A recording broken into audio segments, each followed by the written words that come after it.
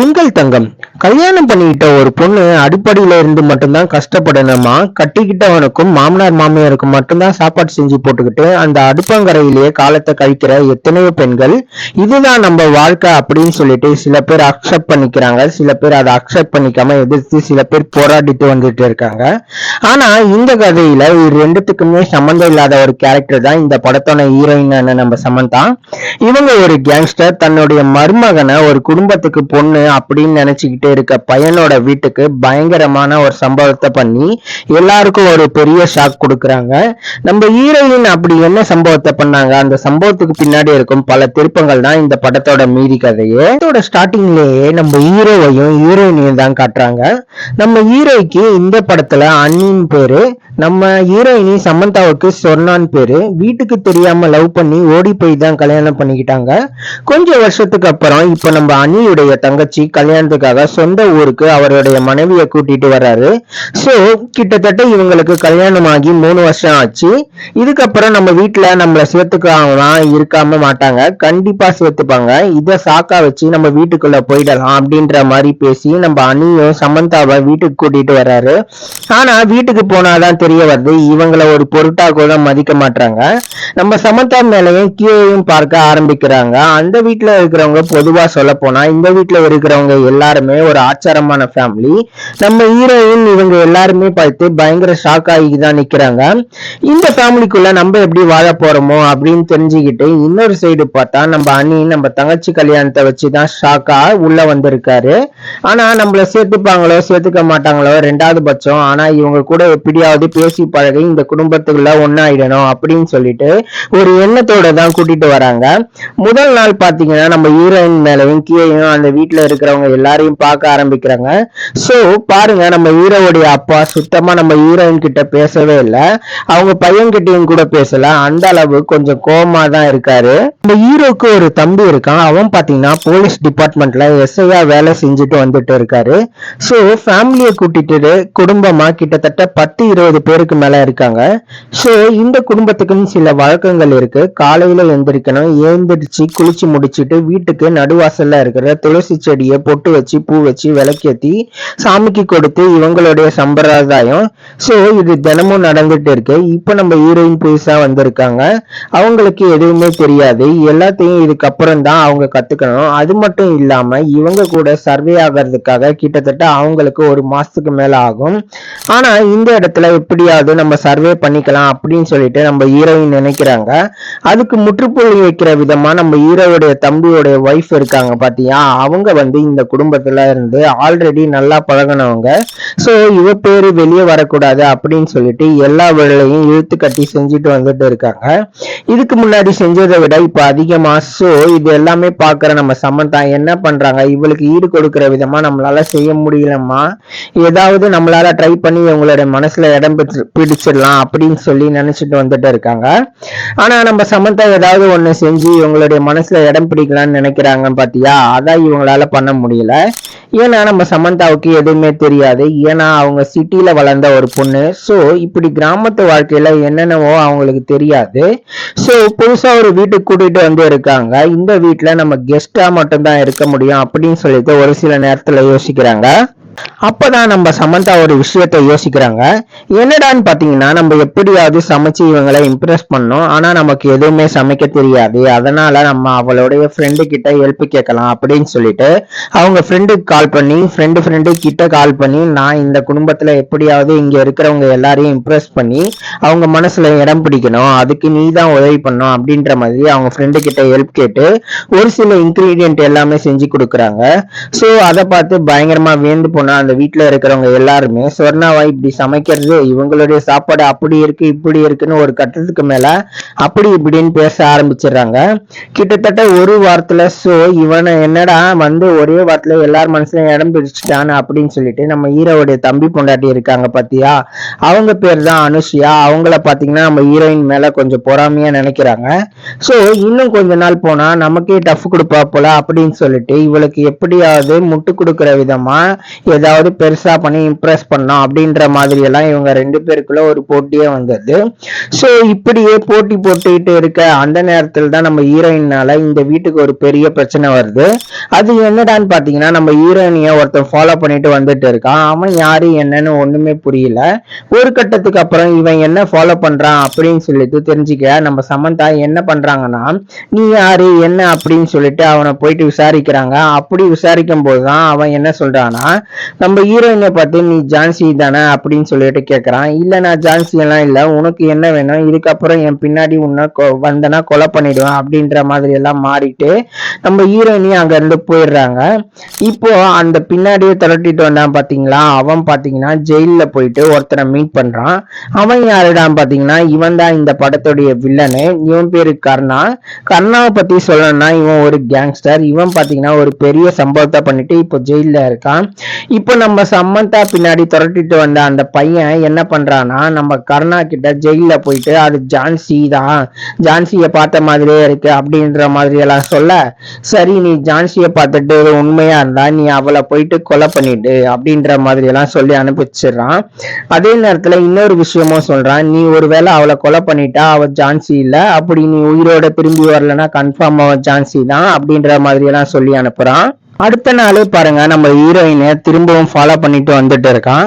இதுல தெரிஞ்சுக்கிட்ட நம்ம ஹீரோயினி என்ன பண்றாங்கன்னா, வீட்டுக்கு பின்னாடி இருக்கிற மாந்தோப்புல போயிட்டு என்னை ஏன்டா ஃபாலோ பண்றீங்க, என்னை ஏன்டா தொந்தரவு பண்றீங்க, நான் ஒரு குடும்பமா ஒரு வாழ்க்கைய வாழ்றேன், ஆனா என்னை நோண்டிக்கிட்டே இருக்கீங்களே அப்படின்னு சொல்லிட்டு அவனை போட்டு பயங்கரமா அடின்னு அடிக்கிறாங்க. நம்ம ஹீரோயினி என்னையா அடிச்சுட்ட அப்படின்ற மாதிரி எல்லாம் அவனும் கத்தியத்துக்கிட்டு வீட்டுக்குள்ள ஓடி வர, திடீர்னு ஒரு சாக்கு அடிக்கி கீழே வந்து அந்த கத்தி குத்து இறந்து போயிடுறான்.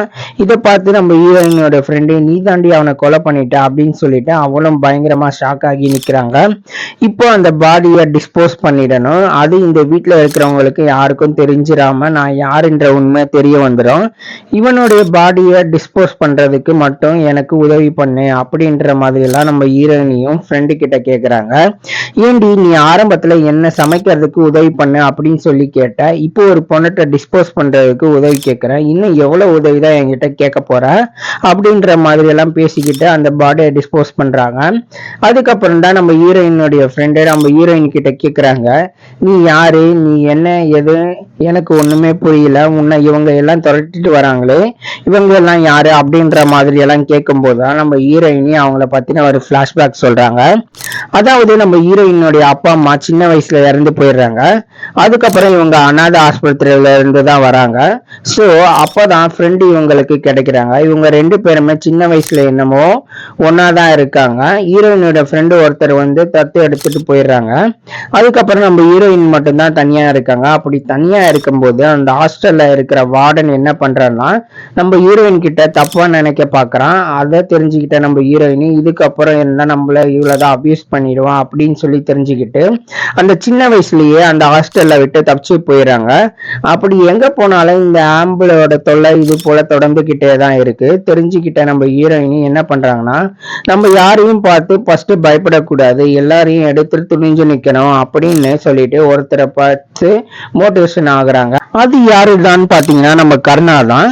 கர்ணா ஒரு கேங்ஸ்டர், ஆனா அவன் நல்லதுதான் பண்ணிட்டு வந்துட்டு இருக்கான், மக்களுக்கு உதவி தான் பண்ணிட்டு வந்துட்டு இருக்கான். ஸோ இவன் கூட நம்ம கூட சேர்ந்துக்கிட்டா கொஞ்சம் சேஃப்டியாவது இருக்கலாம் அப்படின்ற மாதிரி எல்லாம் நம்ம கர்ணா கூட ஹீரோயின் சேர்ந்துக்கிட்டு அவங்க பண்ற தப்பை எல்லாத்தையுமே உடந்தையாவும் இருக்காங்க.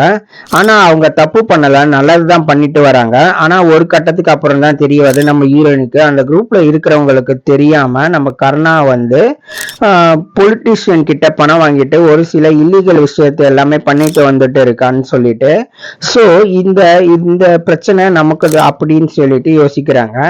நம்ம ஹீரோயின் இவன் கிட்ட இருந்து எப்படியாவது தப்பிச்சு போகணும் அப்படின்னு சொல்றாங்க. ஆனா அந்த நேரத்துல தான் நம்ம கர்ணா என்ன பண்றாருன்னா, நம்ம ஹீரோயின் ரொம்ப ஸ்ட்ராங்கா புடிச்சு வச்சுக்கிறான். அவங்க கிட்ட இருக்கிற எல்லா திறமையும் ஹீரோயினுக்கு சொல்லித்தரான். அது மட்டும் இல்லாம ஒரு பொண்ணு தனியா எங்க இருந்தாலும் அவ சர்வே பண்ண கத்துக்கணும் அப்படின்ற ஒரு சில விஷயத்தை எல்லாமே சொல்லி கொடுக்குறான். அதை தெரிஞ்சுக்கிட்டு அதை கத்துக்கிட்டு நம்ம ஹீரோயினும் ஒரு சில விஷயத்தை எல்லாமே ஹேண்டில் பண்ணிட்டு வந்துட்டு இருக்காங்க. அப்பதான் அப்பதான் ஒரு விஷயத்த யோசிக்கிறாங்க நம்ம ஹீரோயினி, இதுக்கப்புறம் எவன் கூடயும் இருந்தா நமக்கு பிரச்சனை அப்படின்னு சொல்லிட்டு நம்ம ஹீரோயினி என்ன பண்றாங்கன்னா, இவன் பண்ற இல்லீகல் விஷயத்தை எல்லாமே பிளான் பண்ணி போலீஸ் கிட்ட மாட்டிக்கிட்டு இவனை நம்ம ஹீரோயினி ஜெயிலுக்கு அனுப்பி வச்சிடறாங்க. ஆனா நம்ம ஹீரோயின் தான் கருணாவை ஜெயிலுக்கு அனுப்புனா அப்படின்ற உண்மை, நடந்த உண்மை அப்படின்ற மாதிரி எல்லாம் நம்ம ஹீரோயினி அவங்களோட ஃப்ரெண்டு கிட்ட சொல்லிட்டு வந்துட்டு இருக்காங்க. இது எல்லாத்தையும் தாண்டி இது உண்மைதான், உன்கிட்ட சொல்றேன், என்னுடைய ஹஸ்பண்ட் கூட நான் யாருன்னு தெரியாது, நாங்க 2 பேருமே லவ் பண்ணோம், கல்யாணம் பண்ணிக்கிட்டோம், இதை தாண்டி வேற எதுவுமே எங்களுக்குள்ள இல்ல அப்படின்ற மாதிரி எல்லாம் சொல்றாங்க. இந்த உண்மையை தயவு செஞ்சு யாருக்கிட்டையும் சொல்லிடாத, நான் இந்த வீட்டுக்குள்ள எப்படியாவது ஒரு வாழ்க்கை நடத்தணும் அப்படின்னு சொல்லி நினைச்சிட்டு இருக்கேன். சோ சின்ன வயசுல இருந்து அங்க இங்க ஓடிக்கிட்டு எல்லாரையும் பார்த்து பயந்துட்டு இருந்த எனக்கு ஒரு புது வாழ்க்கை கொடுத்து அனிருத் தான் அவரை இந்த வாழ்க்கையில மிஸ் பண்ணிடக்கூடாதுன்னு நினைக்கிறேன். அது போல இந்த குடும்பத்தையும் மிஸ் பண்ணக்கூடாதுன்னு நினைக்கிறேன்.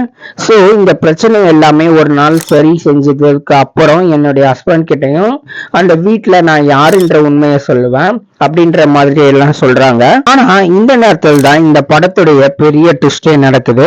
அது என்னடான்னு பாத்தீங்கன்னா, இவ்வளவு நாளா கருணா வந்து ஜெயிலுக்குள்ளதான் இருந்தான். ஆனா இப்ப ஜான்சி தான் வெளியே இருக்கிறது அப்படின்னு சொல்லி தெரிஞ்சுக்கிட்டு அந்த ஜெயில ஒரு சில பிரச்சனையை கிரியேட் பண்ணிட்டு அந்த இடத்துல நான் செத்து போயிட்டதான் நினைச்சு அந்த ஜெயிலையும் நம்ப வச்சு நம்ம கருணா அங்க இருந்து தப்பிச்சு வந்துடுறான். அதுக்கப்புறம் டைரக்டா நம்ம ஜான்சியை பார்த்து மீட் பண்ணி, சோ இதான் உன்னுடைய புது குடும்பம், அம்மா நீ இந்த குடும்பத்துலதான் இருக்கையா அப்படின்ற மாதிரி நம்ம ஜான்சியை கொஞ்சம் கொஞ்சமா பிளாக் பிளைன் பண்ணிட்டு வந்துட்டு இருக்கான். அது மட்டும் இல்லாத, நீ இந்த குடும்பத்தை விட்டு உடனே என் கூட வந்துரு, நம்ம திரும்பவும் நம்மளுடைய கேங்ஸ்டர் தொழில ஸ்டார்ட் பண்ணி நம்ம புது வாழ்க்கையை ஸ்டார்ட் பண்ணலாம் அப்படின்ற மாதிரி எல்லாம் நம்ம ஹீரோயினுடைய பிளாக்மெயில் பண்ணிட்டு வந்துட்டு இருக்கான். அந்த நேரத்தில் தான் நம்ம ஹீரோயினி கருணா கிட்ட சொல்லிடுறான், நான் உன்னை அண்ணன் மாதிரி பாக்குறேன், அது மட்டும் இல்லாம இதுக்கப்புறம் என்னுடைய லைஃப்குள்ள நீ தலையிடாத, நான் ஒரு புது வாழ்க்கையை ஸ்டார்ட் பண்ணி நல்லபடியா போயிட்டு இருக்கேன், இதுக்கப்புறம் என் வாழ்க்கையில யாரும் குறுக்க வரக்கூடாது அப்படின்ற மாதிரி எல்லாம் ரொம்ப கெஞ்சி கேக்குறாங்க. சோ அப்படி இப்படி பேசினதுக்கு அப்புறம் நம்ம கருணாவும் ஒத்துக்கிட்டான், இதுக்கப்புறம் உன் வாழ்க்கையில தலையிட மாட்டேன் அப்படின்னு சொல்லிட்டு. ஆனா இந்த இடத்துல இருந்து ஒரு திருப்தியா உண்டாக்குறேன் என்னடான்னு பாத்தீங்கன்னா, சோ எப்படியாவது ஜான்சி வந்து, அதாவது நம்ம ஹீரோயினி வந்து கருணா கிட்ட வரணும் அப்படின்னு சொல்லிட்டு ஒரு குறிக்கோளை நினைச்சிட்டு இருக்கா. கருணா அதுக்காக ஒரு பிளான் பண்றான். என்னடா பாத்தீங்கன்னா, இப்ப நம்ம ஹீரோயினி யாரு அப்படின்னு சொல்லிட்டு அந்த குடும்பத்துல இருக்கிறவங்களுக்கு, ஏன் அவங்க ஹஸ்பண்டுக்கு கூட தெரியாது, இவள் யாருன்னு சொல்லி தெரிஞ்சுக்கிட்டா இவளை எப்படி இருந்தாலும் வீட்டை விட்டு வெளியே அனுப்பிச்சிருவாங்களா, அதுக்கப்புறம் இவளுக்கு எங்க போறதுன்னு தெரியாது, நம்ம கிட்ட தான் வரணும் அப்படின்றதுக்காக டைரக்டா கல்யாணம் நடக்கிற வீட்டுக்குள்ள நம்ம கருணாவும் போயிடுறான். அங்க போனதுக்கு அப்புறம் தான் நான் தான் ஜான்சியோட மனைவி, அதாவது சமந்தாவுடைய மாமா அப்படின்ற மாதிரி எல்லாம் இன்ட்ரடியூஸ் ஆகி உள்ள போகிறான்.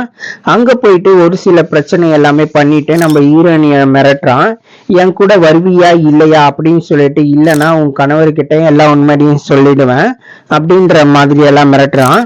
சோ அந்த இடத்துல பாருங்க, நம்ம ஹீரோயினி கருணா கிட்ட என் வாழ்க்கையில தடை இல்லாத அப்படின்னு சொல்லிட்டு எவ்வளவு கெஞ்சி கூத்தாடி பேசி கூட அவனை அங்க இருந்து வெளியே அனுப்பிச்சிடுறாங்க.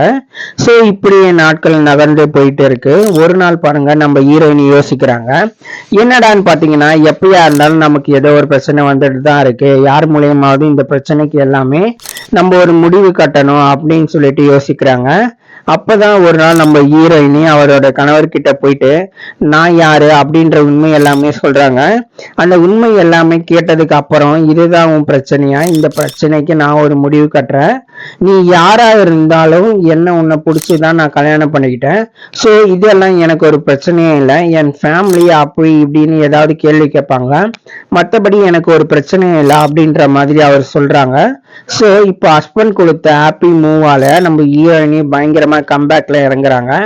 இது வரைக்கும் யாரெல்லாம் நமக்கு பிரச்சனை பண்ணிக்கிட்டே இருந்தாங்களோ அவங்க எல்லாமே போட்டு தள்ளணும் அப்படின்னு சொல்லிட்டு முடிவு எடுக்கிறாங்க.